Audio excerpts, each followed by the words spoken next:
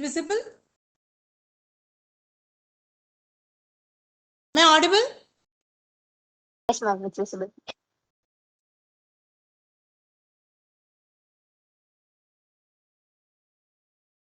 Ma'am?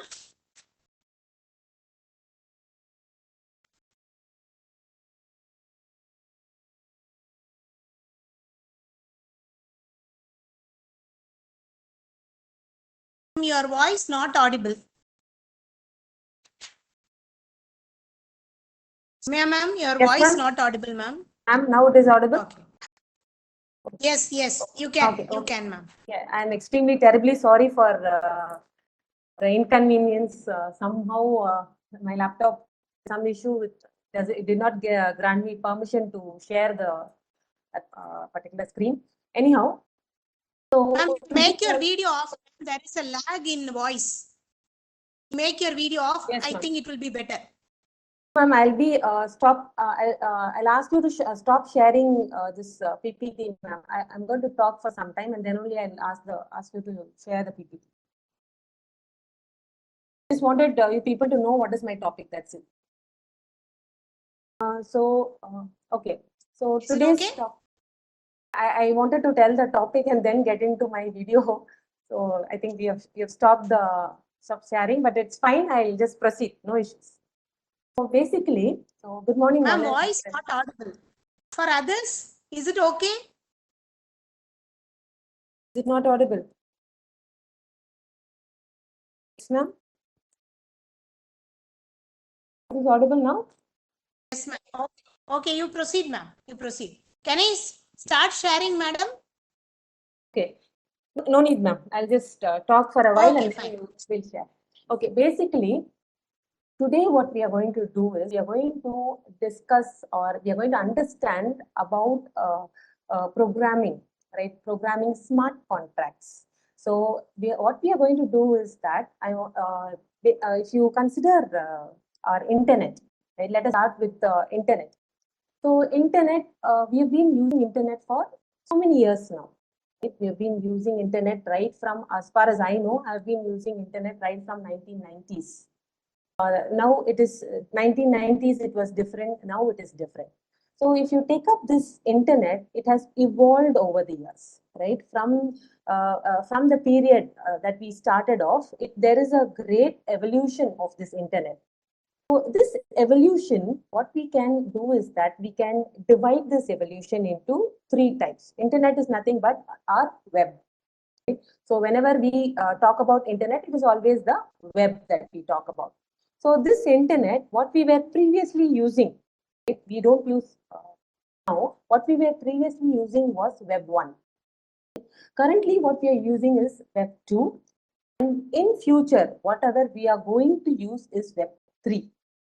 So today I'm going to discuss about a particular language which will be used to build applications in the Web 3.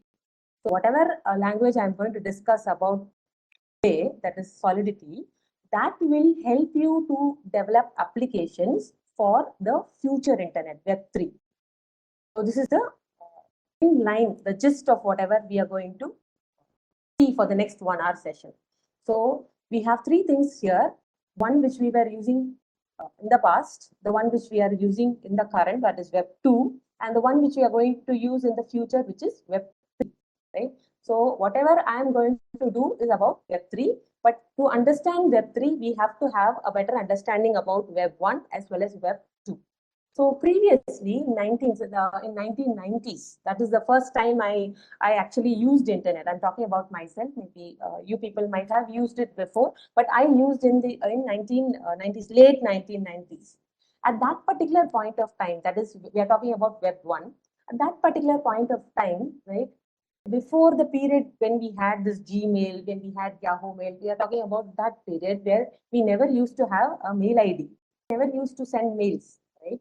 So in that particular point of time, we can only browse things. We can only just check into the web browser and see if you can collect some information. That is the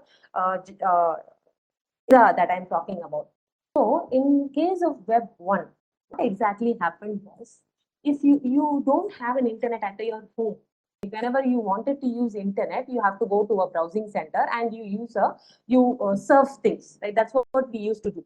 Nobody had a own Wi-Fi connection. Nobody had an own internet. Nothing was there. What was the reason behind that? The reason is that it was very, very expensive back then. Whether it is the hardware or whether it is the data, everything was very, very expensive. So we could not afford to have a Wi-Fi connection at that particular point of time. We didn't even have a computer at home, right? So everything was expensive. As a normal person, I couldn't afford at that particular point of time. So I had to go to a browsing center, internet cafe to get to surf things. So was having a internet connection back then, Web 1. So only big organizations were having their own server, their own domain. They had all the applications installed. Everything was available only with big organizations, or maybe for military applications, they had their own server. So if they're having their own server, suppose let us assume that an example of assume that the application is mail application. So if they want to have if they assume that you have an organization, a big organization, right? They at that particular point of time, they wanted to have a mail communication among their own people, among the employees in the organization. So what they used to do is they had their own mail application, they had their own server. So the application was run in their own server, and only those who were working in that organization had a mail ID with that particular organization's domain name. They can communicate with each other. That was the system. So at that particular point, I could not have a mail ID. Only if I belong to that particular organization, I can get the mail of that particular organization. My own personal mail was not there in Web 1. Now, what is the advantage of Web 1? What is the disadvantage? The advantage is that if I am one among the, I am working in that organization and I have the mail, I am going to whatever information I send it to another co-employee or co-working partner, that information will directly go to that particular person. Nobody else can access that information. So my information was safe and secure because I own the server, I run the server. So hence, whatever information or whatever mail I'm sending to my workers or my employees, it will go only reach them. Nobody can have an access to it. Right? It's completely safe and it's private. That's how it was when it was Web 1. But what was the problem with Web 1? The problem with Web 1 was everything was expensive. You cannot get a server, you cannot get data, everything was expensive, and you cannot maintain the server also. Just imagine if suddenly Instagram is not working for 2 hours. It becomes a national news, isn't it? Okay? So maintaining a server is a difficult task. So it was a difficult task. So that was the problem. So one thing was that the advantage is that my information only I share among my own co-workers. That's it. Nobody else can have an access to my information. It's completely safe. The disadvantage is that it's highly expensive. Other thing is that I cannot maintain my server, right? It's not practically possible to maintain the server. So slowly came Web 2. Web 2 is the one which we are actually using right now, right? Whatever we use right now is Web 2.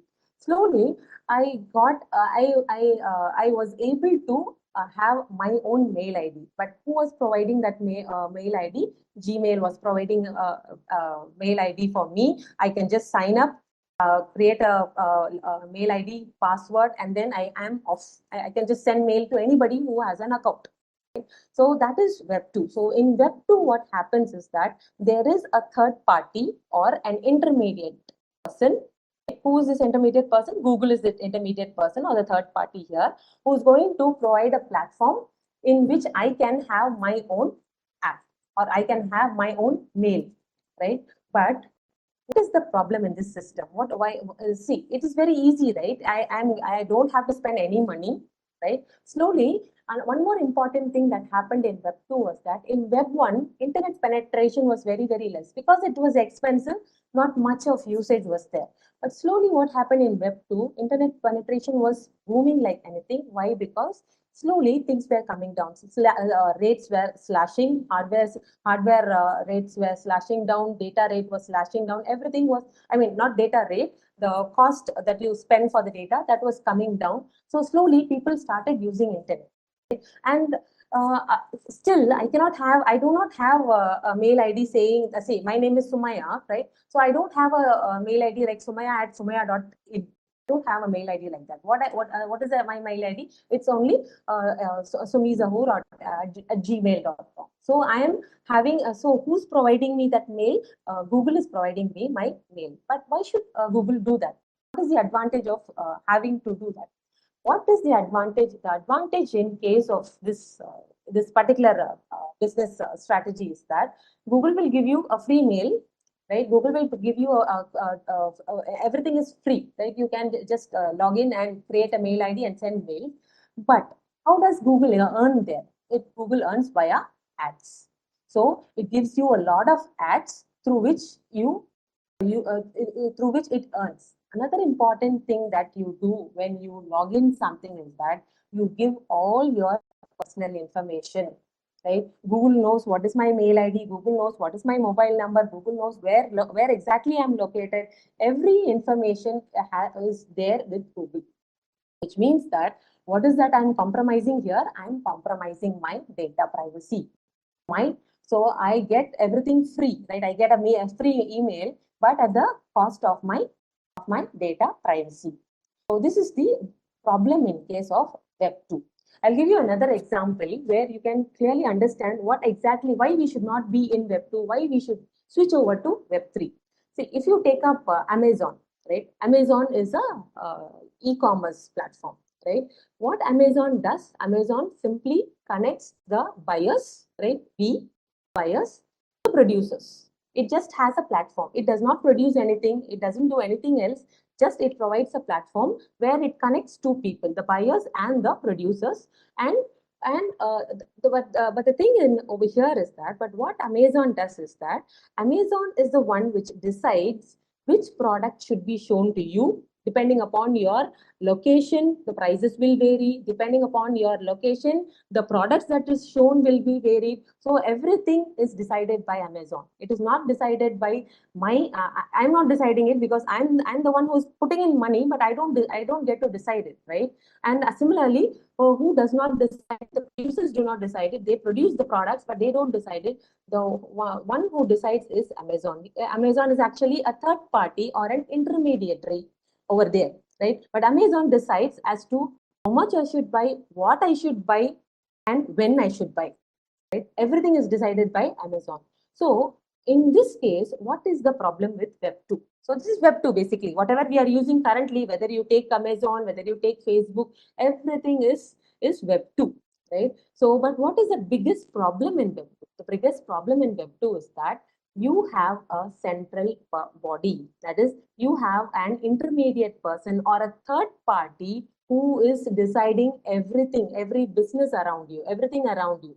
So that is the problem in Web 2. So if in some way, right, see, now the thing is very clear. Web 1, my data was very safe and secure. No problem with the data, but it was highly expensive and I could not afford things. I could not have a server at home and I could not do it, right? That was the pros and cons of Web 1. But if you go to Web 2, what are the pros? Pros is that I can get a free email account, I can get free Facebook account, I can chat with everybody, I can have a social life, right? So all that is good. But what is the disadvantage? What is the problem in Web 2? Web 2, the problem is that you do not have a private life. Your entire data is on the internet. Your data privacy is completely compromised. So that is a problem in Web 2.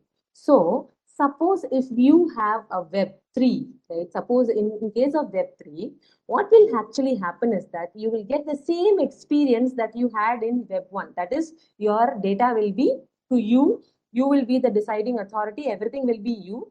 But at the same time, you get the user experience. Just assume that, I'll give you an example. Assume that you have an Ola app, right?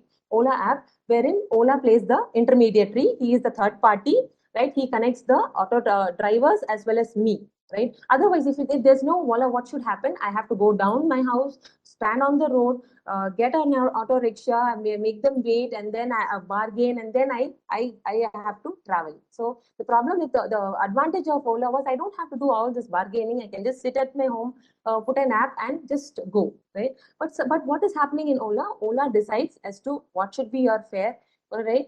And he takes 30% money from the auto drivers, right? Similarly, initially we found that Ola the fare was very nominal, but now the rates are slowly increasing.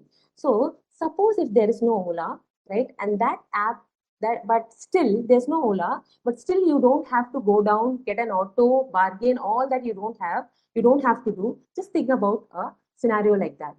That kind of user experience will be provided by Web3. So in case of Web3, you don't have an intermediate person, an Amazon or an Ola, you don't have the intermediate person, but still you get the same experience, right? The same comfort that you got from these people. So that is what is Web evolving to. In future, we'll be getting a Web3 that is going to give you this. So Web3, so if we are saying that there is no central person, it means that the entire system we are going to decentralize the system. We are not going to have anybody who's controlling sitting at the center and controlling all of us. We're just going to decentralize, just pull him out of the system, right? Make it decentralized, and you get the benefits of it, right? Your data is not lost, your privacy is not lost. At the same time, you get a very good user experience. That is what will happen in case of Web3. This Web3, right? This Web3 works on a technology called blockchain. So blockchain is a technology which is going to provide you this entire experience that I'm talking about is going to be provided by blockchain. So basically, blockchain is a technology which is a decentralized technology. I've already told you I'm not going to have any central body controlling us. So it is a decentralized technology. Basically, blockchain is going to be a decentralized technology. So now we have understood what is Web 1, Web 2. Slowly we are going towards Web 3. And Web 3, I have already told you what is the technology that is going to be there in Web 3. It is going to be blockchain, where you do not have an intermediate person, where you don't have a agent or a broker or a third party. You just your entire system is decentralized. So that is the first feature about blockchain. Blockchain uses the principle of decentralization. That is the first step, right? So let us okay. Can you share the PPT for me? Ma'am, am I there? Yeah. Yeah, next. So that was the agenda to start with Web 1, Web 2, Web 3. Then we will slowly move over to the blockchain. Then we'll go into Ethereum, then smart contracts, and then finally we'll get over to the Solidity, which is the programming language which I'm going to talk about. Yes, next.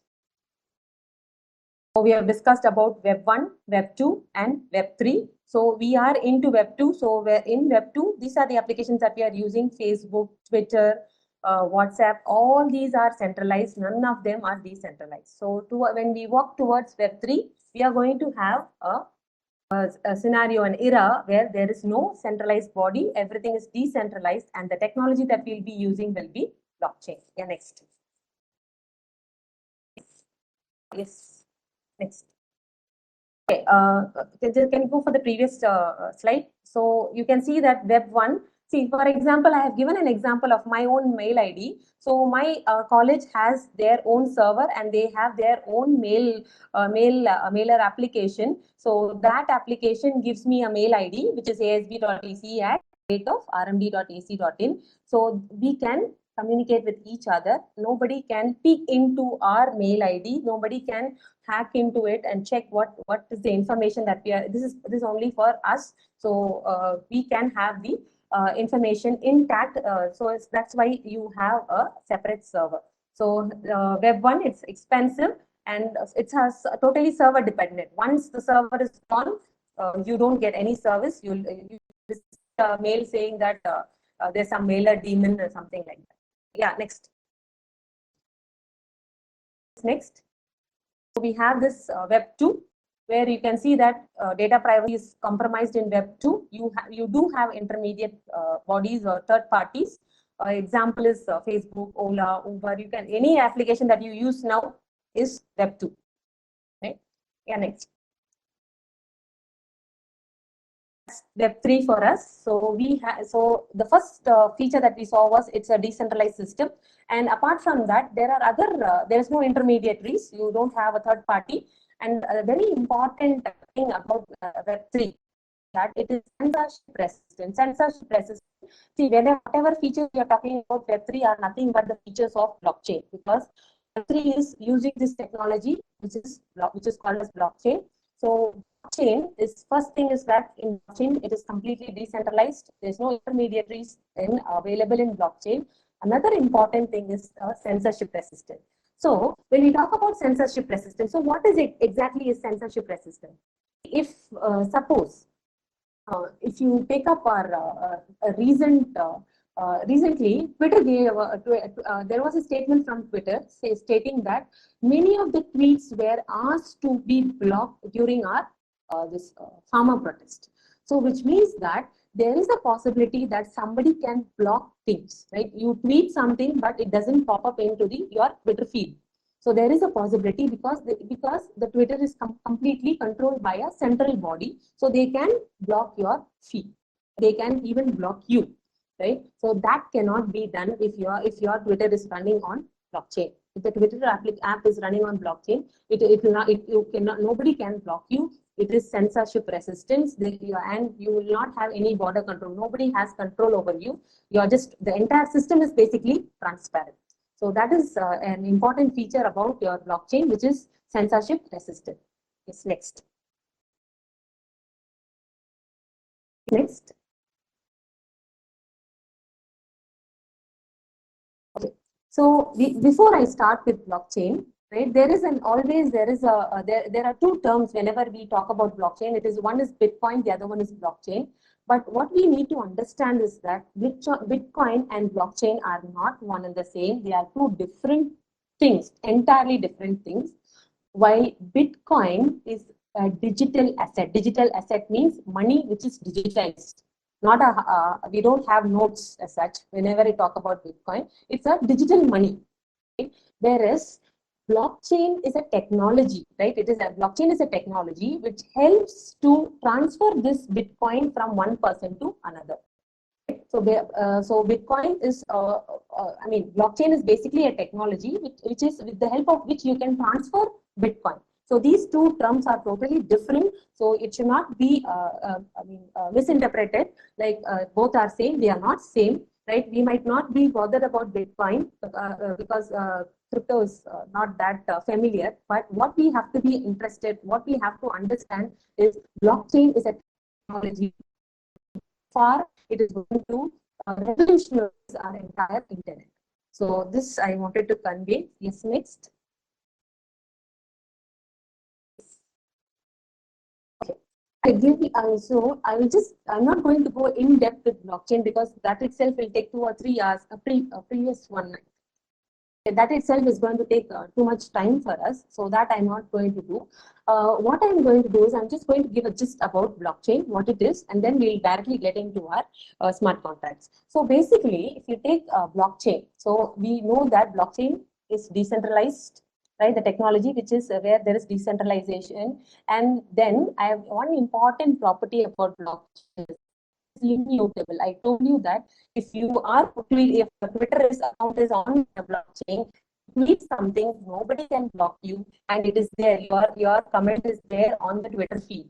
Nobody can block you. Yourself cannot delete that delete whatever you have given. It is there. It is immutable. Nobody can change it. So in case of blockchain, blockchain is a immutable, decentralized, append-only data. That is, append-only means, suppose, for example, assume that I am giving 5 rupees to my friend, right? But I made some mistake there, right? I put a transaction saying that I have given some 5 rupees to this particular person, and that transaction I put it in blockchain. right? Now you can ask me, but I have done it by mistake, right? So can I go and erase the transaction? Means no, it is not possible. You cannot erase the transaction. What you can do is that you can just append to it. You can say that I have given a transaction to this, but that is not right. So I have that transaction instead. So I'm getting that instead of giving to this person, I'm going to give that money to somebody else. So you cannot delete any transaction. It will be there, but maybe you can add on things. Suppose if you have made some mistake, you can append to that particular transaction. That is what you can do. You cannot delete any transaction. So that is one important property of blockchain. So it is immutable. Anything in blockchain you cannot delete, right? So apart from that, we have also seen that it is decentralized, it is censorship resistant. Blockchain is a technology which where you don't have an intermediary, you don't have a third party. So all of this I think we have already discussed. So let's get into the next slide. Next slide. Want to give an example. Yeah, we can go. Yeah, one more thing is that blockchain usually it is in the form of blocks, so which are linked with each other. That is why the name blockchain. And again, these are the features which I've already told you. It is immutable, programmable. Programmable part I will discuss later. It is very secure. It is distributed. I have already told you you don't have a central body. The entire thing is distributed. All this we have already discussed. So we'll get into actual example for our blockchain. Yes, next slide. Next. Next slide.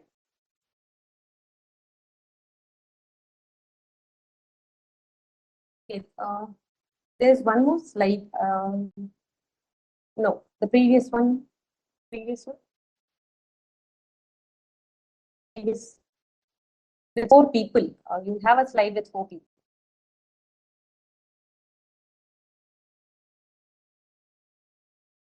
Yes, previous one. You have 4 people there.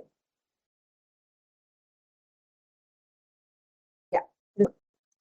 Right. So let us assume that there are 4 people. Right? So in our case, yeah, that particular slide. Then you have changed the slide. One with the 4 people.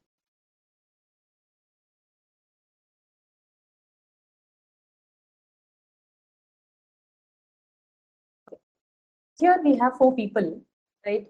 Mark, Sheila, Roa, Rahul, and Lisa. Like basically, suppose, let us assume that, I'll just explain what is exact blockchain is, right? So suppose if I want to transfer some amount, or assume that Mark wants to transfer some amount to Sheila. Usual procedure, usually how does he do that? You have an account. From that account, Mark has an account. He transfers some 10 rupees to Sheila. Right? So what exactly happens is that, right, Sheila, do you actually take that money and give it to Sheila? You don't do that. Right? You simply transfer it from your mobile phone. Maybe you GPay it or whatever, right? You just transfer it to her. In your account, there is your account goes down by 10 rupees and Sheila's account is increased by 10 rupees. So who's doing all of this? The bank is doing. So the bank is doing all of this. Now, why are we keeping our entire money in the bank? Because we trust the bank. If we trust the bank, we think that that is the safest place where we can have the money, and that is a place. If you have the money in bank, it is safe. That's what we think, isn't it? Right? But whenever you do this, do you actually have the money with you and you give it to Sheila? No, it is with the bank. Now, can we say that a bank is the most trusted system? Or no? Can we say that bank is really trustworthy? Can we say that we can really trust bank? We can transfer our money to bank. We can receive our money from the bank. Do you have 100% trust on bank? I don't know whether you have it or not, but the answer is no. We cannot trust the bank. Why? Because you might have 50,000 in your account. What happened during this demonetization? Were you able to take out that 50,000 money from the bank? Was it possible for you? It was not possible for us, right? We could hardly go to the bank. get hold of maybe a 2000 rupees note and come back. That is what we were given. So can we trust bank? So we cannot say that we can trust bank because bank is also again a not so trustworthy system. So what is the best way of, so this is the problem, right? There is, see, I'll give you another example. In Germany, Germany is actually one of the developed countries, but they had got a lot of debts, a lot of money from IMF, right? So the debt was too high. So at one particular point of time, if they did not, if they had to pay their debts, otherwise their GDP rate will go down, and which will completely affect the country. So what Germany did at that particular point of time was the entire pension money of the pensioners from the bank. So all the pensioners will have their money in the bank, right? It simply gave a statement that 50% of all the pensioners' money was taken for this debt, and that's it. Which means that we think that bank is safe and we keep our money there, but what has happened? Our money is completely gone or it is lost. So we cannot trust the bank also. So I have to remove bank as well in my system. If I am using blockchain, I have to, so bank is a third party. I have to get rid of the bank. So, but what is the problem here? Bank holds a ledger, right? Bank has the information saying that this particular person has given this much amount to this person. This particular person has taken this much amount from another person. Like that, bank has a ledger, a central ledger. But if I am not using bank, then what should happen to the ledger? Who will maintain all the transactions? What will happen in blockchain is that every node, right? Everybody in the blockchain system will have their own ledger, and every transaction will be recorded in that particular ledger. So which means that if Mark is giving 10 rupees to Sheila, immediately that will be recorded in all the ledgers available in that particular blockchain, all the nodes. So in our case, we have shown 4 people. So which means that there are 4 nodes. In all the nodes, that particular record will be made. Suppose, right, Sheila comes and says that Rahul has taken some 10 rupees from me, right, which he has not taken. Do you think, what do you think will happen? Immediately, all the other nodes will say that it is invalid. It is an invalid transaction. You cannot ask, you are lying. They will simply say that Sheila is lying. So since the entire system has become transparent, the entire system has become decentralized, everybody has the information. So everybody is able to have a record of it. So that is how blockchain works. You cannot delete any transaction in that ledger because blockchain is immutable. We cannot change anything in blockchain. Whatever record is there, it is there. You can append things that this particular transaction is not right. So I have done this transaction. You can add on that. You cannot delete the previous wrong transaction or false transaction that has happened.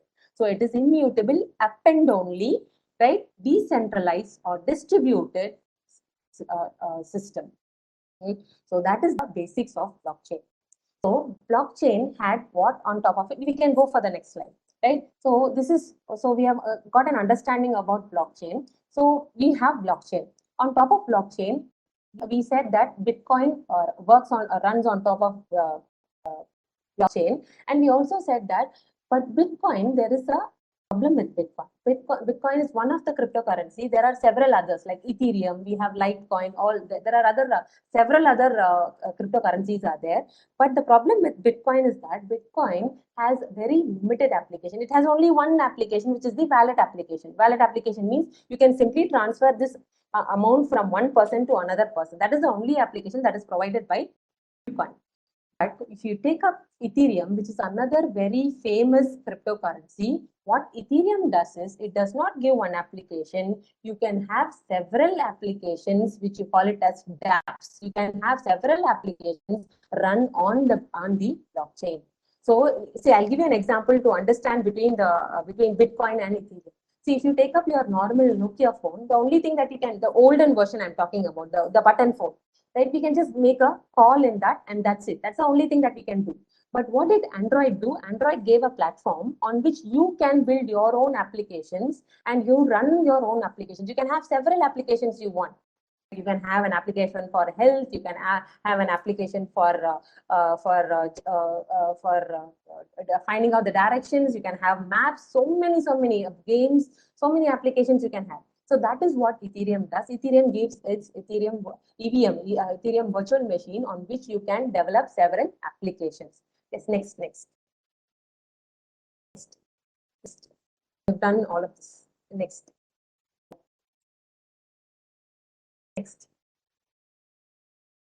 So Ethereum, basically what it does is it gives a platform on which you can build several applications. Since blockchain is decentralized, you call it as decentralized apps. That is nothing but dApps. So here you can see that, since I'm not sharing it, I have highlighted it as dApps. dApps are nothing but decentralized apps. So these decentralized apps are nothing but your smart contracts, and the language that you use to implement these smart contracts is your Solidity. So basically, what we are going to understand today is about Solidity, and Solidity is going to is nothing but a programming language using which you can develop these apps. So yeah, next slide. Next slide. So basically, we are going to develop several applications with the help of smart contracts. Smart contracts are nothing but programs. Those programs are run on a particular language.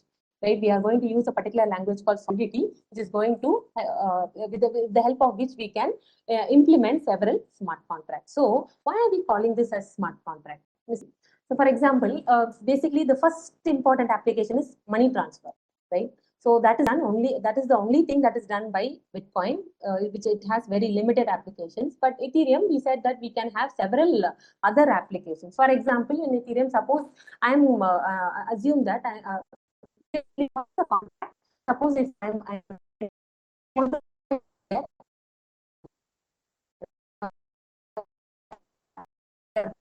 contract between the person renting out that we are going to have a contract. There inside the contract, we have that is from suppose I am placing the contract with that owner, right? It is from my place to the owner, and what am I going to do? Am I giving the money? First, he is renting me that place for how many months? What are the conditions, terms? Everything will be laid down in the contract and will be by both of us. So, this is a contract. What exactly happens in smart contract?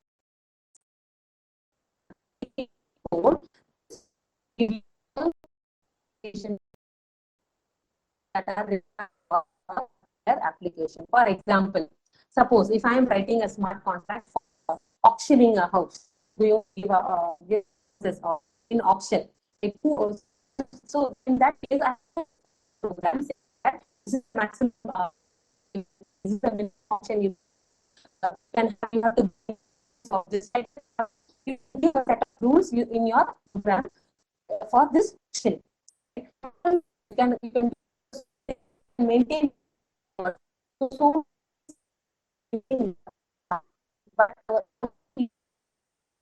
Solidity. So why is that I'm using Solidity to contracts? So why should I use only Solidity? Because only Solidity for several other languages, programming languages are there. The first one is Solidity. There are others like LLL, other languages that are used to implement these smart contracts. Okay. So, Solidity is popular integrated environment. We call it as remix. Remix is nothing but so that is the reason why we use Solidity. So basically, so far we have understood that blockchain has limited applications, but Ethereum provides a lot of applications. So how are we going to implement what those applications are nothing but contracts? We have implement that using a programming language which is Solidity. So Solidity is Excuse me, ma'am. Sorry to interrupt, ma'am. Your voice is breaking. What? So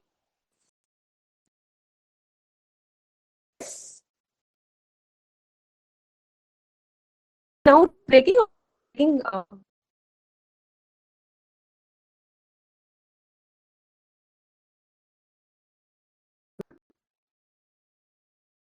Yes, ma'am. is it okay? Oh, no, ma'am. It's still breaking. Breaking, huh? I don't see the chat and all.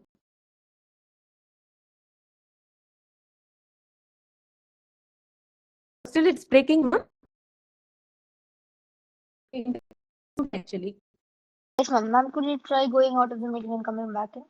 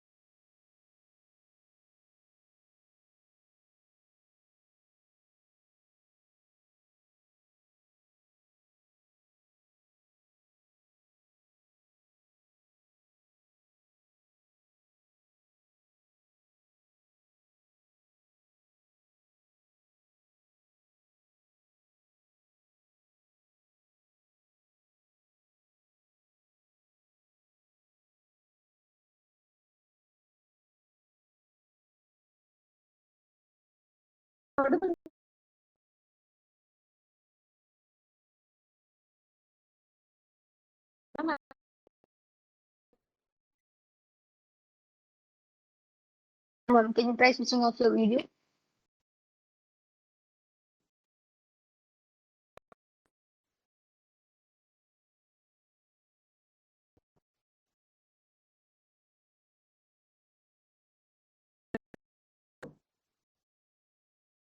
No, ma'am. Still breaking. Still breaking, huh?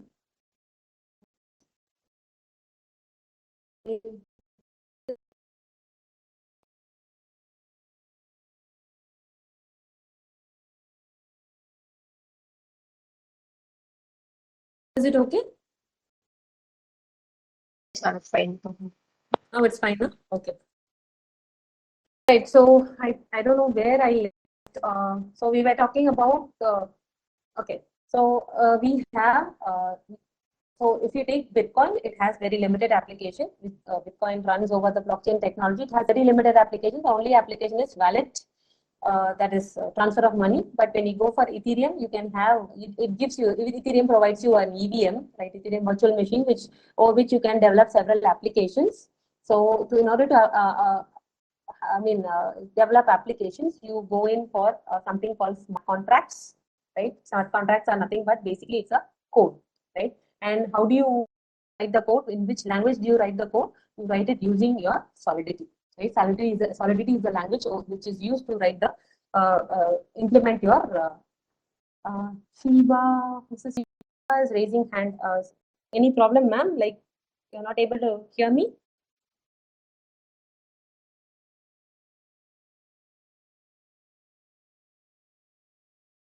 Is it okay? So, so instead of going in the theory part, let me just share a screen and make you understand a bit of Solidity. Next slide, now. So, Solidity, like for example, if you take Python, you have several IDEs, like you have Spider or you have Eclipse. IDE provides you a platform where you can just get into that environment, run the program, execute, and see. So it provides you a platform where it is where you can work easily.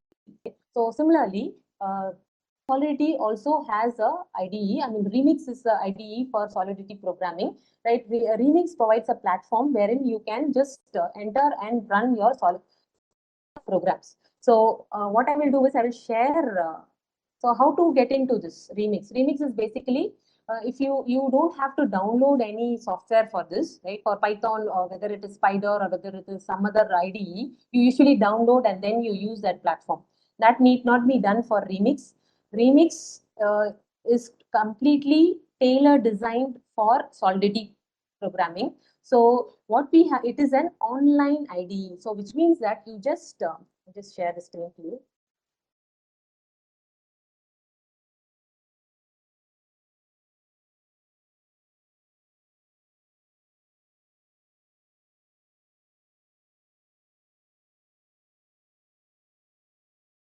Is my screen visible? I'm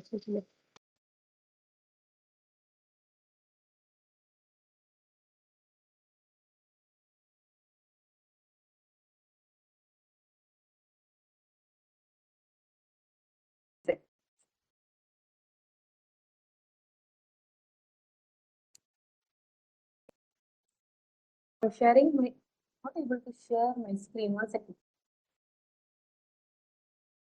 Show that Remix IDE because you need to understand Remix if you have to understand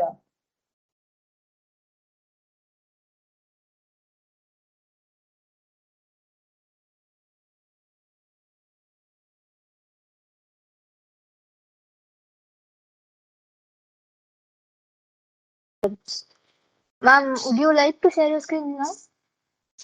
I am sharing and I don't know what is the issue happening here. No, ma'am, because we are already sharing your screen, right, ma'am? Like from already the PPT. We have No, to no, give I'm you the not talking about permission the now. PPT, ma'am. We have to give you the permission, ma'am. Just a minute, ma'am. We have to Yeah. give you the permission to share Yeah, the screen. please. Just a minute, ma'am. Yeah, please. Okay, fine. I got this. Can you try sharing your screen now?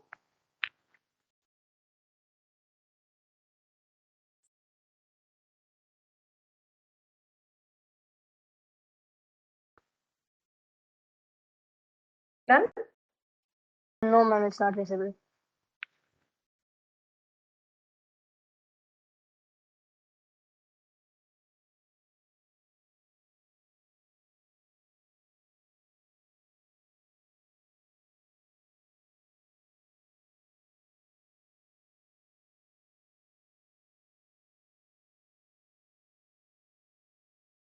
Still not able to share my screen. Why is that? You are already the co-host, so I think you must be able to share it. If not, can you try again? Previously, I was able to do it, but right now it says I'm not allowed to do so. Hello? Yeah, one second, madam.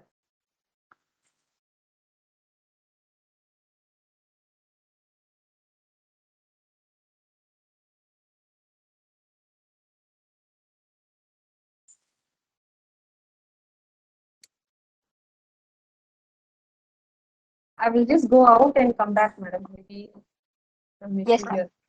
Yes, ma'am.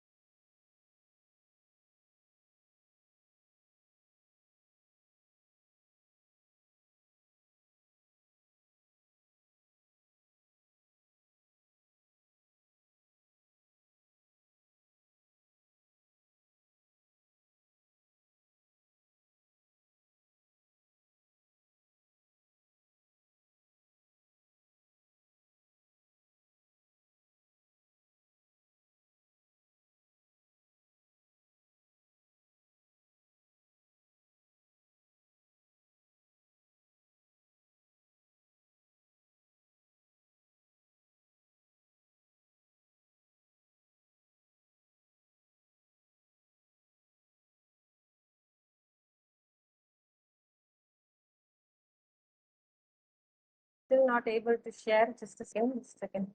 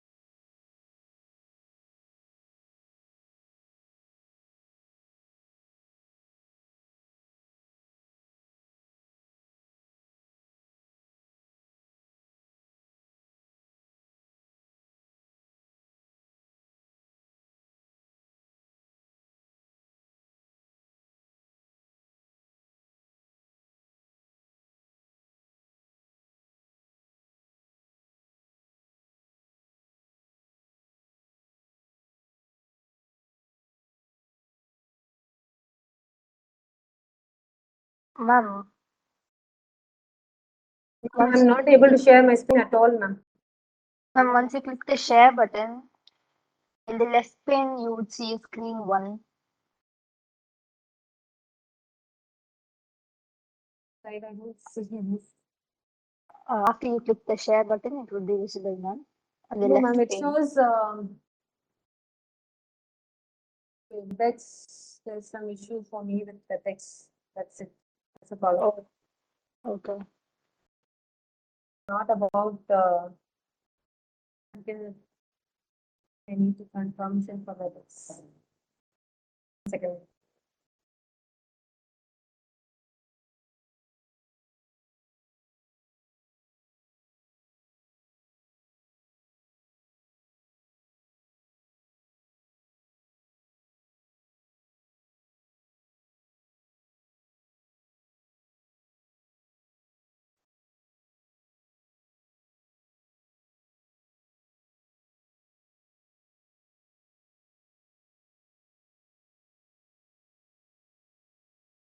Screen sharing on, but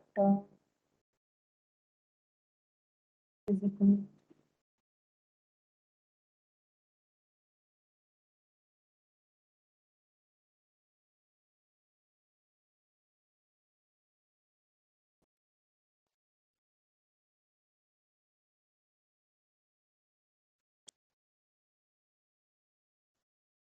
You try it again, ma'am.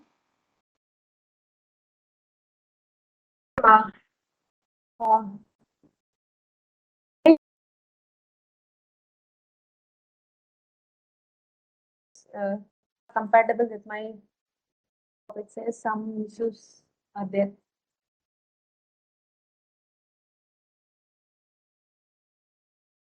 That fine for you?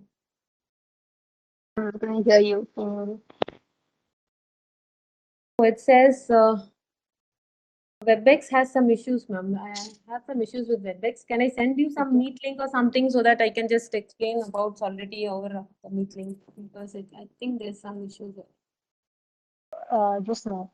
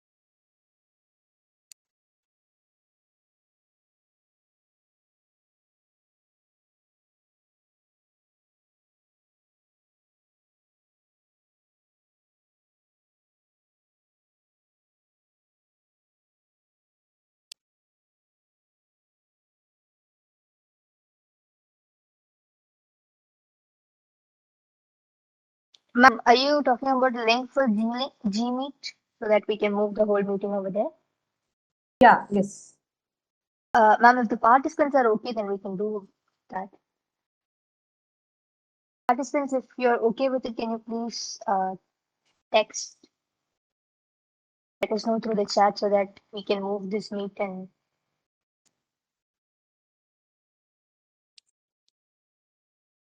Yes, ma'am. You can send the link over here, ma'am. Yeah, I will do that right now. Okay.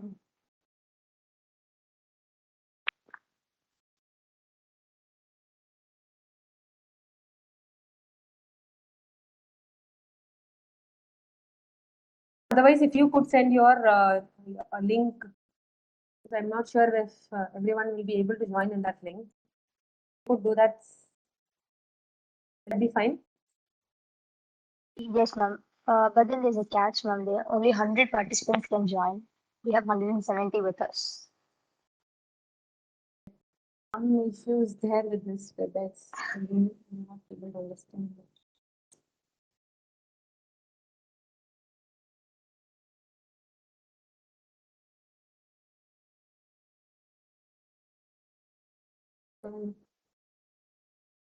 Any other option available, ma'am? Just a minute, ma'am. I'll let you know.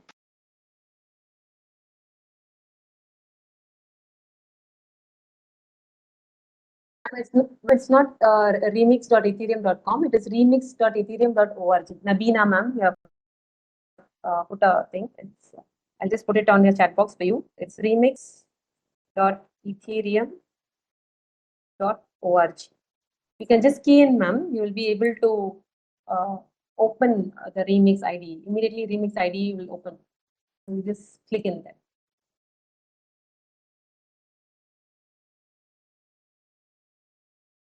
Ma'am, instead of sharing your whole screen, can you just try to share a single window?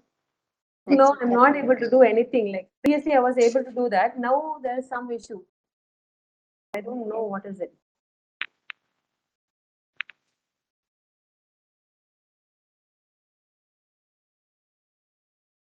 And all the controls also, but still it says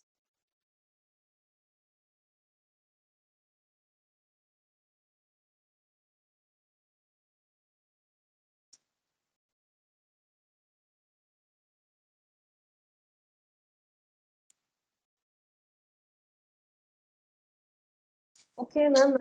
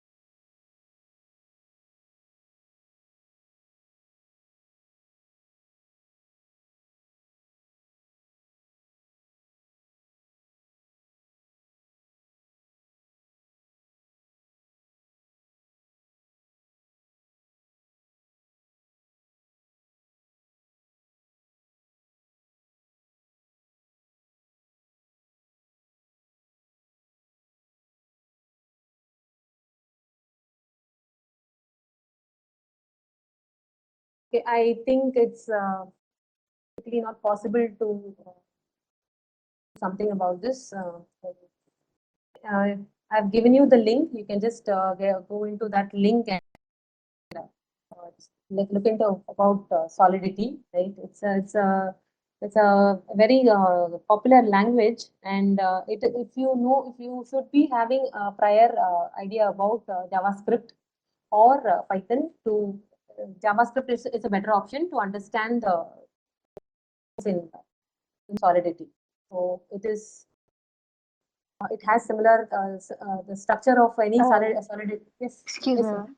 Yes, ma'am. Sorry, ma'am. We can actually try, ma'am. That's an online website, right, ma'am? That's an online website, right, ma'am? It's an online website. Yeah, I have given.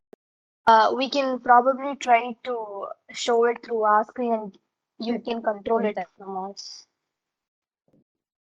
Yes, you can just open it. Okay, fine. I thought of writing a program and showing it to you, but fine. Pranav, can you do that now? Just a minute. I'm just asking them to do it, ma'am. Yes, sure. That is the remix ID for you. If you carefully look at this screen, so what basically, if you consider your remix ID, the one that it is you show you kind of see you have something called default workspace, right? So here, if you consider this screen that of remix ID, you can see that you have a default workspace here.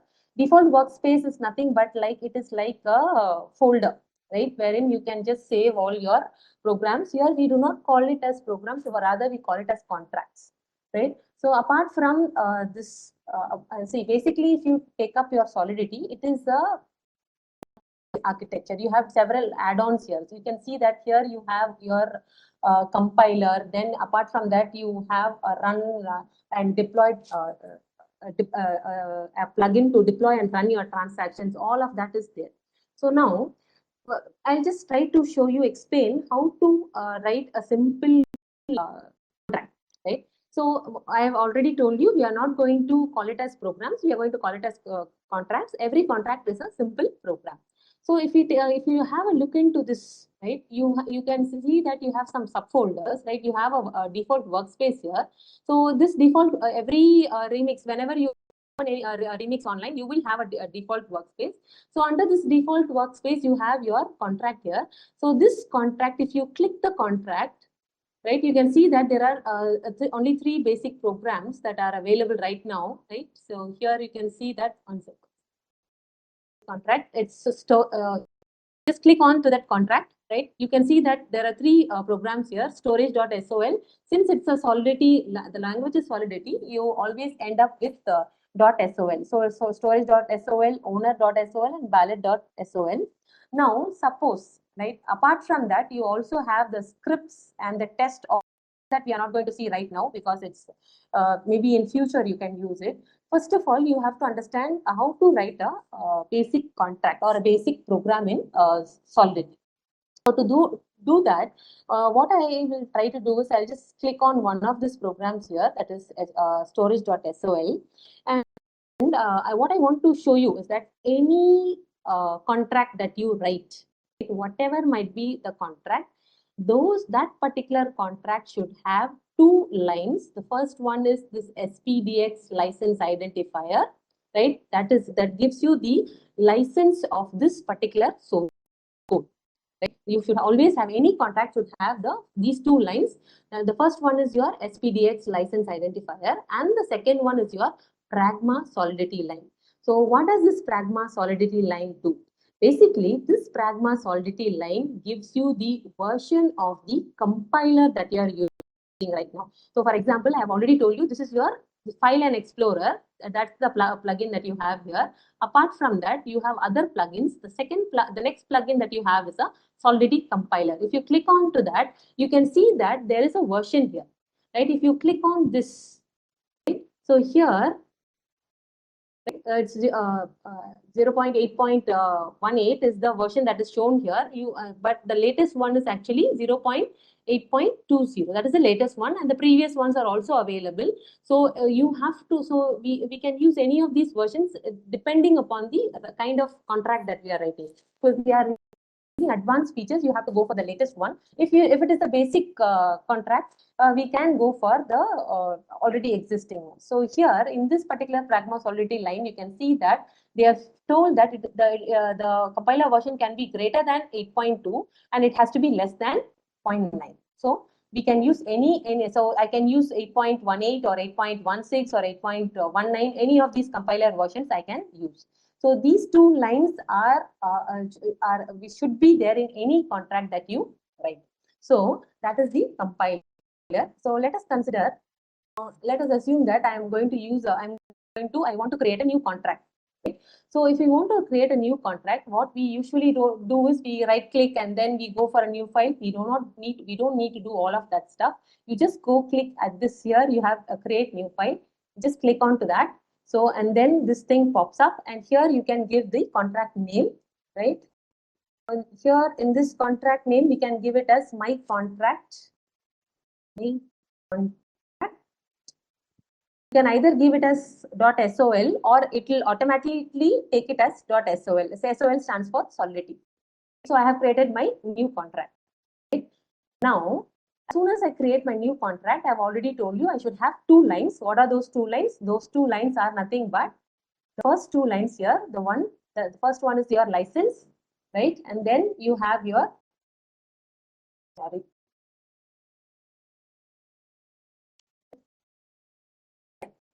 So the first line is your license, SPDX license that you have, SPDX license identifier. And the next line is your Pragma line, which gives you the, it is actually a pre-compiler which tells you about the actual compiler that needs to be used. So we can just copy it from this and save, and we'll just copy that same those two lines over here, right? So there's some mistake. Okay. So those two lines are already available, and then we can write our program. We can start our contract. So usually a contract should start with the name contract, right? Followed by contract name, the actual name of the contract. Here I have taken it as my contract, and then you have a open and close braces. So that's how you give your contract name. Once that is done, right? Once that is done, then we can enter our code here. Maybe in this case, I can just give a string, right? And then I have to give the visibility of that. So let me give it as public so that everyone can have a look at that particular string. And let me give the name of the string it as a string as our string. And let me assign that our string hello world. Right? So, and then that should end with a semicolon there. Okay? There's one important thing that you should do before you write this program. You should go to this compiler. Right? Once you go to the compiler, always see to that you click on this auto compile. So whenever you click on the auto compile, what exactly will happen is that any mistake you make at any point of time, it will immediately highlight. For example, if we go to our actual program, that is, assume that here I am taking off removing this license, right? Assume that I'm just removing this license. We'll see whether our compiler says anything to us. I've removed the license. You can see immediately, since I've given auto compile, so long nothing was there. But as soon as I gave auto compile, you can see that it says, okay, you can have a look at this.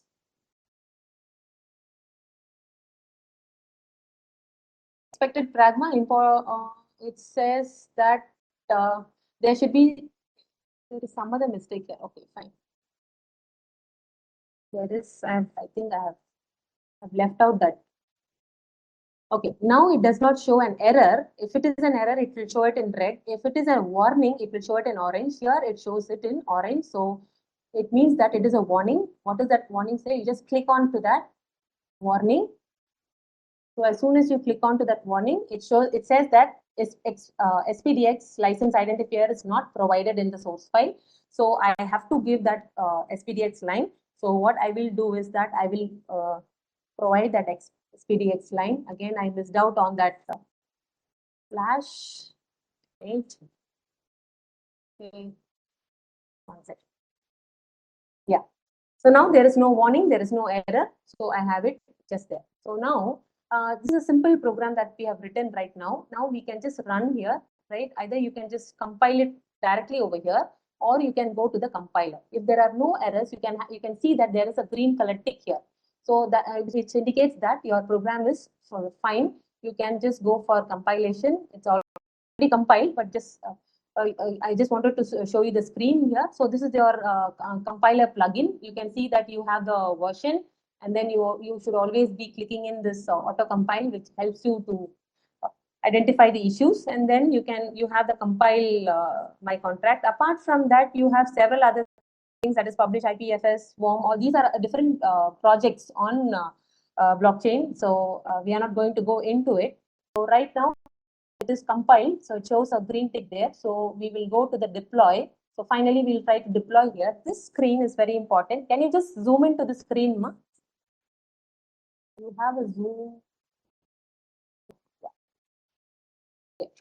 Right. So if you just zoom in, you can see that you have a deploy, and the environment says it's a remix environment. Apart from that, here there are several other things. Either you can go for an inject provider. What an injector provider will do is understand this very clearly. Whenever you deploy a contract, right, you should have an account in order to deploy any contract, smart contract. So whenever what Remix does is that we need, even if you do not have an account, right, Remix provides you can see that there are some accounts over here. Remix provides around 20 accounts, free accounts with 100 ether. It is not real ether, it's all test ethers, so that you can just play around the programs, you can just code around and see, right? So you have some accounts which will help you to transfer, you can use that money to test your smart contracts. For now, just forget about the gas limits, because we have not discussed about mining and stuff, so we are not going to go for it. Another important thing is that whenever you want to transfer an amount, you can enter an amount here. Right now, we're not transferring any amount. We are just going to see what is the string that is there, that we have given there. And the units, either it can be in the form of ether or GWAY or FINI. GWAY is actually around 10 power 18. GWAY will be 1 ether. GWAY is a very, very small unit, right? So then if you have several contracts, you can choose among them, but here we have only one contract. So I have my contract there. And now what I can do is I can deploy my contract. So I'm deploying it from which account? I have already been given an account here. Can you see this? 0x5b3, that account is going to deploy this contract. So now I am deploying this contract. As soon as I deploy a contract, you can see that a contract instance has occurred, right? You just click on to that, right, arrow. Once you click on, you can see that you have a R string. So here I told you that I'm giving it as public, right? So whenever you give it as public, you will be able to see that string over here as in the form of a button. So if you click that button, you can see the string that we have given here.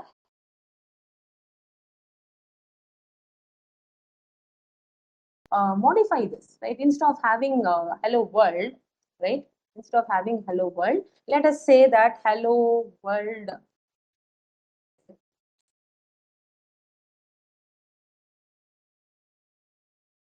Respond somewhere. One second. Instead of having it as hello world, let us do it as hello world. How is it going? So if that is the case, now We will just try to check over here. We'll just click on this R string. We'll just check if it is changing. Do you think it will change? It will not. I've clicked it, but the same hello world here. So basically, if you consider this screen that I'm talking about, this deploy, this is the plugin. And then we have the editor where we write the program. And finally, we can see the output in this. This is the console that we have. We can check whether the program is running or not. We just be able to pull it up. Yeah, 1 second. So here, able to see this. Okay, fine. Right. I am calling this contract because, okay, fine. Now, what did I say? I said that whenever you click this hello R string, it should change to hello world. How is it going, right? But it is not changing. Why? Because I already told you blockchain is immutable. So none, if you have done once, once you have written a program and you have deployed a program, you cannot change it. You have to create a new instance. So which means that I have to create another new instance to see if this is working. So you cannot change anything in a particular instance. So we will just close it. You can either delete it or you can close it. Any of these you can do. Once you have done that, now I am going to deploy the program again because I made some change there. So you deploy again. So once you have deployed, you get a new instance there. Right? Now, if I click this, right? If I click this, I can see that I'm getting hello world. How is it going? And you should have a careful look at the log window. Here you can see that the green tick indicates that your program is running fair enough, and it gives you some details like from which account. So I've already told you this is the account which is deploying this program 0x5b3. So you can see that it is from 0x5b3 and it says my contract.constructor. Actually, it will have the address of this particular contract. So that is the instance that is there. So you'll have that that thing there. It says zero weight because I am not transferring any amount here. So the value is zero here because I'm just having a string. So it is not giving any value there. Apart from that, after that, if I keep on clicking, right? If I keep on clicking, you can see that just have the call statements. You don't have the tick, green color tick. Why do I have the call statement? Is because here we don't give any data. We don't write any data over here. Rather, we read the data. That is the reason why we have this call statement. If you write a data, you will have it slightly differently. I think we are running out of the time. I've taken too much of your time. Okay, I think we will. So this is a small, very small program that we have run in smart contract. We can do a lot of many programs in using Remix IDE. It is not necessary that you have to use Remix IDE. You can you do it using VS Code, Truffle using, right? So, but for now, for initially, if you are starting with, you can use your Remix IDE so that things get easier and better. So I think I'm done with today's session. Thank you all. And thank you for the patience and thank you for waiting for such a long time. I don't know, there was some issue on my side. Thank you. Thanks, thank you, Hema, Vika, sharing.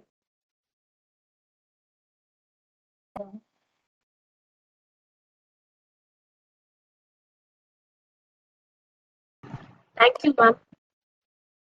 I request all the participants to turn on the video for a photo session.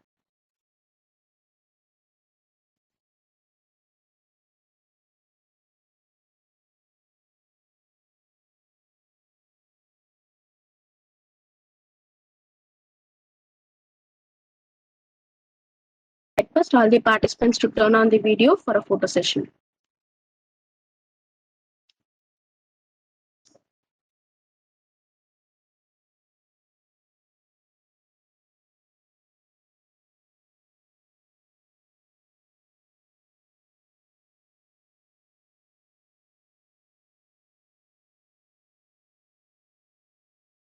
There is a question in a chat box, ma'am. Can you just answer? Yes, sure. How to create a block? block. When it comes to block, right? So whenever see this, for this we have to go a bit in depth into block. Have any transaction in blockchain? what will happen is that transaction will be put into the blockchain, and some special node, we call that particular node as miners. They will validate that particular transaction. They'll check if the transaction is right. Any node can actually validate, but whoever is taking up this process, they are called as miners, and they validate that particular transaction. Transaction in the sense that I transfer this amount from this particular address to another address. So that is a transaction, right? That particular transaction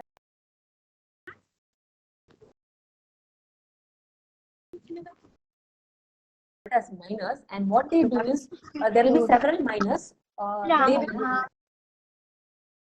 will actually solve a random puzzle, right? So whoever solves the random puzzle first will be the validator, right? And he will be incentivized. That is where this gas component.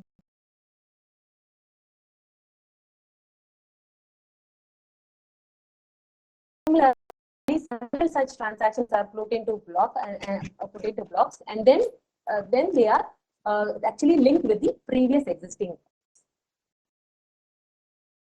It's a very in-depth question, Rajshri ma'am.